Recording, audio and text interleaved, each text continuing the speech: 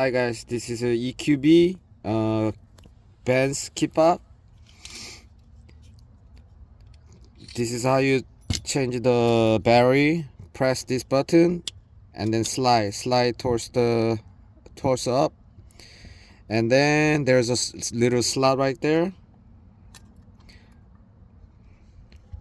Pull it out, and then the battery is a CR2032.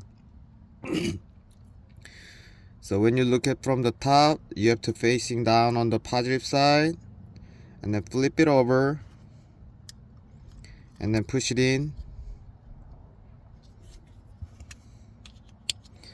and then slide in, and then put the key back in. That's it. Thank you for watching.